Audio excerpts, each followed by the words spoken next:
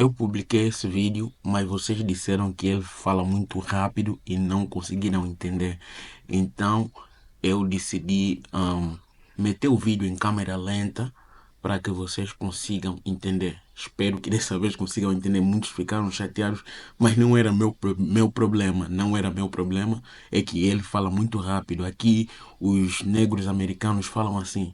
Então tá aí o vídeo em câmera lenta. Ele explica sobre a visita do Biden a Angola. Biden is in Angola to push the rail project that would transport Congolese minerals to counter Beijing. Before I go any further, let's think about what is happening specifically in the Congo because of those minerals.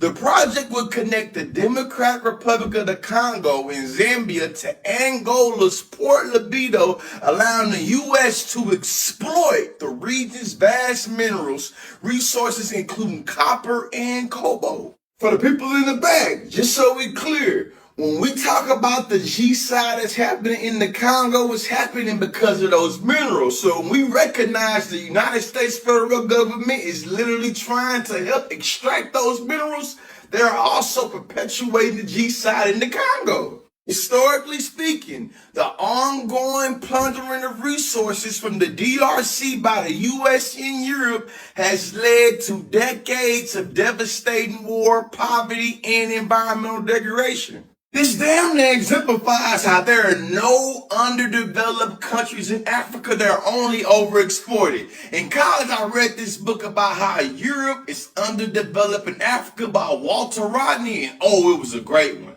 Within this book, Walter Rodney gets in how the dependence theory of Europe being able to create stability for themselves out of expensive instability for Africa, oh, it's done with the resources. Biden's choice of Angola is significant. He is the first United States president to visit the country, signaling a dramatic improvement between the relations of the two nations. But literally, those relations being improved is going to lead to exploitation of a lot of Angolan people and Congolese people. And literally, hold on, I want y'all to see the construction of this video. Once completed, the corridor will help transport those important minerals from resource-rich heart of Africa across to Europe and the U.S. Now, my papa grave, this the reason why they so fearful for this man right here. Ibrahim Bacano Faso, because that's what he's trying to do.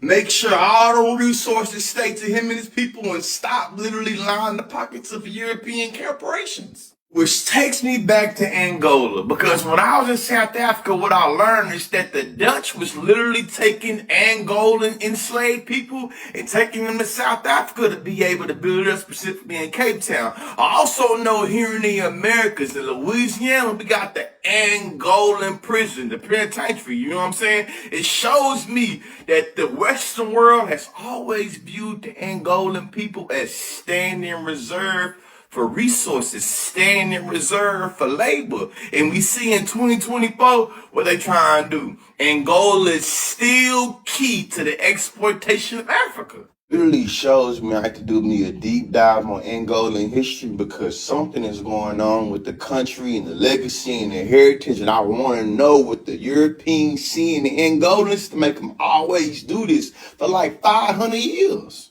Yeah, I know my motto, research over me, search and listen to this. Apart from oil, Angola is also rich in minerals, including cobalt and lithium, which are essential for making batteries for electric vehicles. So as the world becomes more dependent on electric vehicles and artificial intelligence, how much cobalt and lithium is needed and how much African blood must be spilled for you to get that out the ground.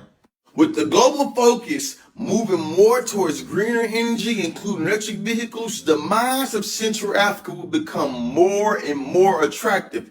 The American shift to invest in infrastructure in the region comes therefore no surprise. Speaking of surprises, I wasn't caught off guard to learn that China, America, and a bunch of European countries is having a musical chair competition on who can extract the most African resources. Here's the fact right here. China already controls up to 80% of copper mines in the Democratic Congo, one of the world's largest producers of the mineral. Which takes me back to this book by Walter Rodney.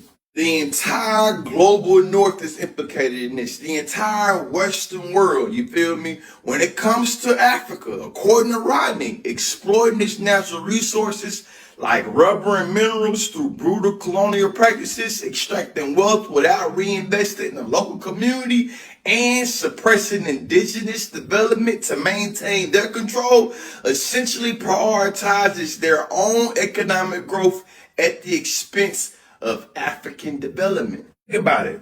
Foreign entities like America and China are trying to build a railway to be able to transport minerals from one side of the continent to the other side of the continent. Meanwhile, no Africans can be benefit from that except for the hand cherry-picked puppets that the Western world loves. You feel me?